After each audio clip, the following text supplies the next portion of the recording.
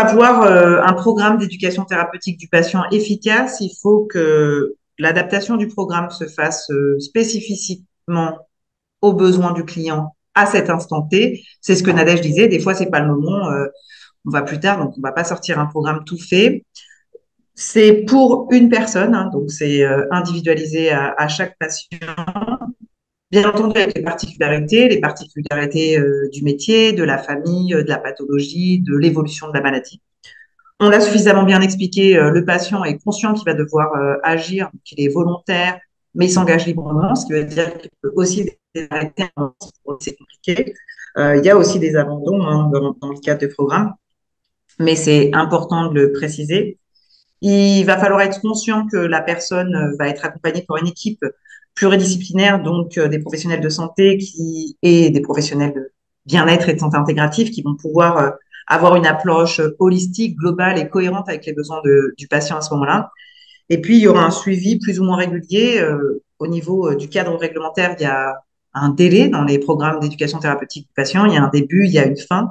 Mais c'est aussi important de pouvoir mesurer les progrès dans le cadre de l'accompagnement de ce patient pour garantir l'efficacité et puis aussi pour pouvoir proposer d'autres types de programmes ou à d'autres types de patients quand on a pu avoir des indicateurs de performance et d'évolution à ce niveau-là. Ça, c'est les conditions qui forment le socle d'une démarche ETP qui va fonctionner, qui va réussir, qui est toujours comment faire pour le patient soit autonome. Les ateliers de groupe, c'est possible. Les séances individuelles, c'est possible.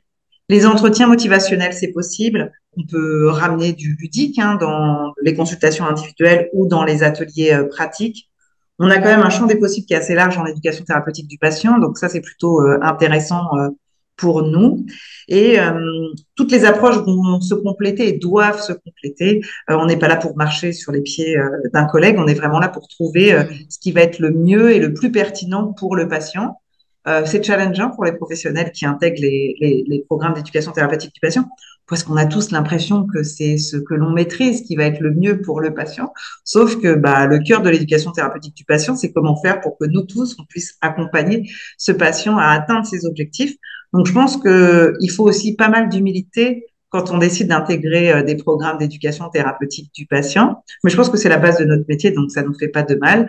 Et puis, c'est challengeant parce qu'on est obligé, du fait de ces évaluations qui sont régulières, on est obligé de voir ce que ça a donné et d'évoluer et de se remettre en question et de proposer des choses peut-être un peu différentes. Donc, je pense que pour nous, d'un point de vue professionnel, de temps en temps, avoir ces petites réunions de staff et d'entendre des choses qui ne nous plaisent pas toujours, mais c'est important pour qu'on puisse se remettre en question, évoluer et proposer quelque chose. L'objectif, c'est pas nous et notre ego. L'objectif, c'est que le patient puisse aller mieux.